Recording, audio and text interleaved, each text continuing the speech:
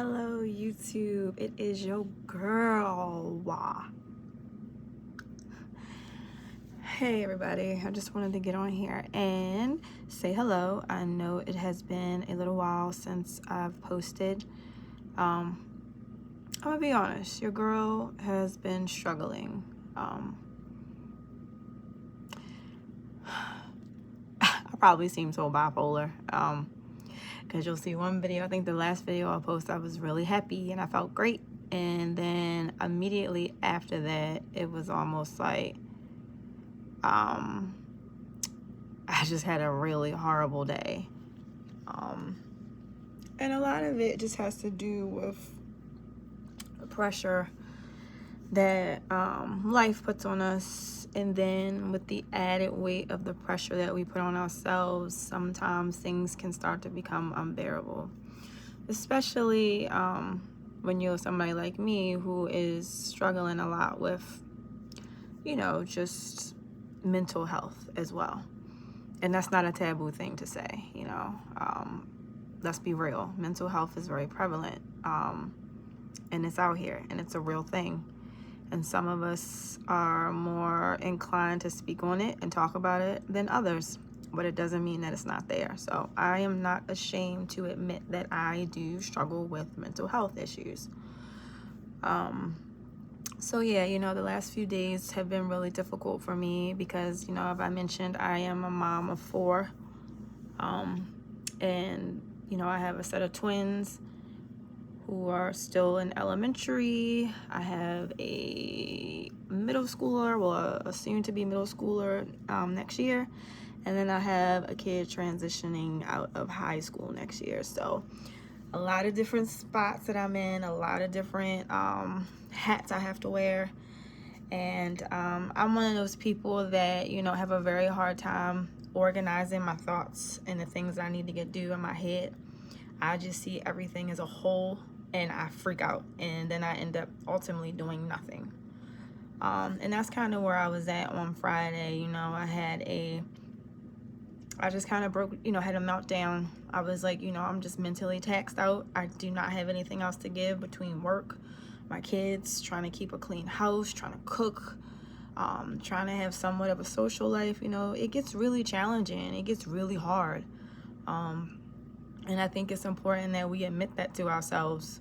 At one time in my life, I was the type that could multitask, and not even good, but just like, I'll say like, oh, well, today I want to clean my floors. I want to wash my clothes. I want to work. I also want to hang something on the wall. And I'll think of all these things. And then as I start getting through the day, I start to procrastinate more and more. I start to do less and less. And then I get the panic of I'm not achieving anything, and now time is running out. And then the added pressure of, time crunching, and it just all spiraled out, and I just totally lost it. And I want to reiterate that, especially if you're a parent, it's very important to take care of yourself and your mental health, because if you are not at least 80 to 90% capacity, you're going to inevitably not be any good for anybody. And a lot of the times it ends up trickling out or affecting your children, your spouse, your job. And in my case, that's exactly what happened. I was just saying things I shouldn't have said out of frustration. And so it was bad. And then I'm also one of those people that feel very guilty after I make a mistake or do something wrong. And that's part of the issue, one of the issues that I'm, trying to heal from. And that's that approval factor. Not giving myself permission to make mistakes without feeling like a complete idiot, or not being able to be imperfect without thinking I'm a horrible mother, I'm a horrible person. Like, the pressure that we put on ourselves can sometimes be way worse than what the world actually does. So do yourself a favor, brother, sister out there, it's okay to not do everything right. It's okay to put some things on the back burner. Just don't let them sit too long. Because in my case, I was letting things sit too long. And then that was making me nervous. Like, oh my God, now I'm against a wall. So without just rambling way too long, I just want to say that, you know, it's okay to be imperfect. It is okay to not have it all figured out. It is okay to make mistakes, and you don't have to be chastised for them. And it's okay if people don't agree with you. It's okay if people don't see things the way you do. It's okay if people make comments that you feel are, you know, untrue. We don't always have to respond either. And I think that's one of the big things that I would, you know, say. A lot of people are going to say things to you or give you advice. In my case, I had tried to get some advice from a friend who was, their intentions were meant well, but the delivery was awful, you know. And then the minute when, you know, because me, I'm one of those people that, you know, you try to tell me some optimism, I will meet it with pessimism. Like, you know, I'm just, what if? And then, well, some people don't. And then sometimes it is just the oppositional thought process, because I don't always agree with everyone, and I'm sure everyone doesn't always agree with me. But you got to come to that place where you can respectfully say, you know what, I hear you, I appreciate your advice, but I disagree, but I'm gonna agree to disagree. And able to do that in a respectful way. I think when we're really upset and heated and in the moment, it's really hard to do things respectfully. I know for me, the minute you start attacking my character, the minute you say something about me that I feel is like negative, I will just go straight on defense. I'll just start, like, you know, I will shut down, I will not listen to you.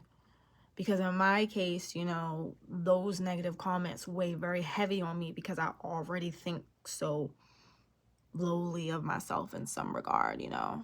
And like I say, I'm not saying that I'm out here just like, you know, in the woods no more. I'm definitely healing, but it's a process, and a lot of the time it's an ongoing process that could take months, years even.